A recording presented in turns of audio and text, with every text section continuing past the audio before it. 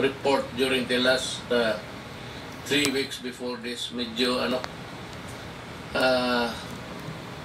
nakakaano sa puso. So we go now to tapos ka naman, sir, no? Sir Galvez. So we have Carlo Nograles to give us the... Hello, Mr. President, Senator Bongo, ES Medalde, mga kababayan natin sa gabinete, mga kababayan. Tuloy-tuloy pa rin yung trabaho ng ating mga iba't ibang ahensya, lalo-lalo na sa ilalim ng Office of the President. Noong nakaraang report ko po sa inyo, Mr. President, PDEA, ngayon po yung Dangerous Drugs Board naman po, na alam din po natin na under the Office of the President. This year, they celebrate their 49th anniversary at ayon sa Republic Act 9165 o yung Comprehensive Dangerous Drugs Act, sila po yung policy making at strategy formulating body para sa mga polisiya at programa ng pamalaan kontra droga for drug prevention and drug control. So isa sa pinaka-strategy po natin against drugs, itong Philippine Anti-Illegal Drug Strategy or PADS. Ito po ay sang-ayon sa Executive Order number 66 na pinirmahan niyo po, Mr. President, para ma-institutionalize ang ating whole of nation approach, kung saan lahat ng government offices, departments, bureaus, agencies, government-owned and controlled corporations, state universities and colleges, at lahat po ng kasama natin sa gobyerno ay implement itong PADS. Dito po nakalagay ang ating pinaka-comprehensive at balanced strategy aligned with the international and regional frameworks on drug prevention and control. Kung makikita po natin yung, kumbaga yung pinaka-drawing niya, ang framework is represented by a bow and arrow dahil dalawa po yan, drug supply reduction and drug demand reduction. So, under sa PADS, minomonitor ng DBB ang implementation ng mga operational plans ng iba't ibang agencies of government. We have 61 agencies so far that is implementing PADS all over the country. Pero hindi rin papahuli ang DBB. Next slide. Sa National Response Against COVID-19, nakapag-donate din po sila. Next slide. Ng isolation tents to 143 cities, amounting to 1,460 isolation tents. At nagkapagbigay rin po sila ng anti-COVID-19 essential kits. Next slide. Sa pamamagitan po ng memorandum from the Office of the President, nagkaroon din po tayo ng Memorandum of Agreement for the institutional support for implementation of Philippine Anti-Illegal Drug Strategy, kung saan ang DDP ay nakapagbigay ng grants to the implementing agencies. Next slide. Of course, to raise awareness, ay meron din po mga information, education, communications materials that dinidisseminate ang DTP to raise awareness, understanding, and support para sa Philippine anti-drug strategy natin. Next slide. At siyempre, dahil sa pandemic, virtual workshops din po ginagawa nila. Dahil mahalaga ang tamang impormasyon sa laban kontra droga. And we engage key officials, focal persons, communication, and information officers in these comms plans. Next slide. Next slide. And then of course, we do policy discussions, kasama yung preparatory meetings natin para mag-prepare yung ating designated permanent representative of the Philippines to the United Nations International Narcotics Board sessions.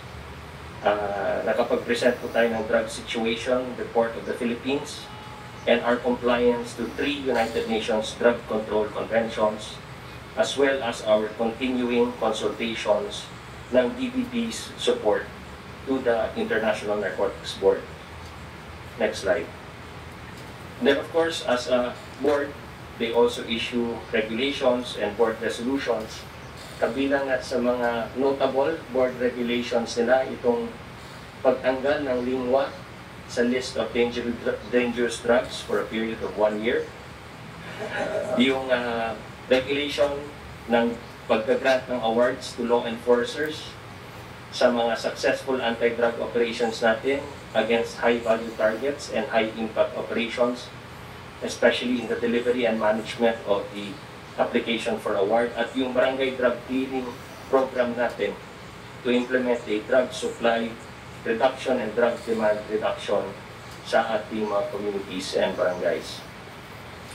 Kasama rin po, next slide, yung guidelines natin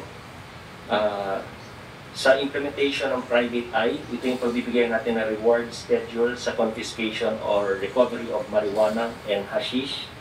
At meron din po tayong BJMP na programa na jail-based reformation centers called Kanlungan sa Piitan. Next slide. We also have preventive education and capacity building. 10,653 individuals ang nabigyan naka-benefit sa capacity building programs and 13,760 on our advocacy programs. In year 2021, meron din po tayong trainers training sa different local government units, pati na rin po sa CHED. At nagbibigay rin po tayo ng updates virtually on the list of dangerous drugs and controlled precursors and chemicals.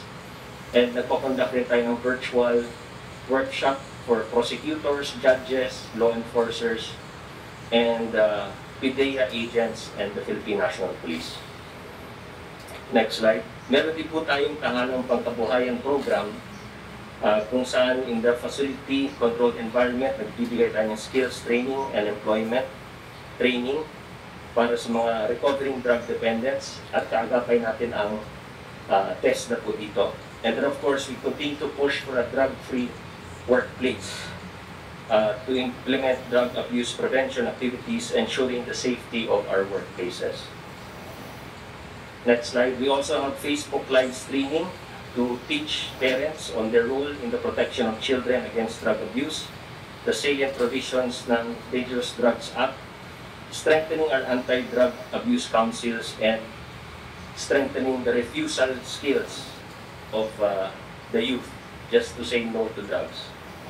Ito yung maganda sa President. Next slide. Nagpapundak din ang DDB ng research studies. At ang isang magandang pag-aaral, pagsusuri at study na ginawa po nila, itong 2019 National Household Survey on the Patterns and Trends of Drug Abuse. Ayon sa National Household Survey na ito, ang current users ng drugs natin is 1.67 million. 1.67 million. Age 10 to 69 na current users of drugs. This is much, much lower than the global estimates noong 2018 na 5.3%. Dahil sa atin, sa 1.67 million, nasa 2% na lang tayo. And if you compare this to the lifetime user prevalence rate na 5.8%. Ibig sabihin, 4.73 million age 10 to 69 tried drugs at least once in their life. So tama rin yung sinabi mo, Mr. President, na yung 4 million Filipino drug users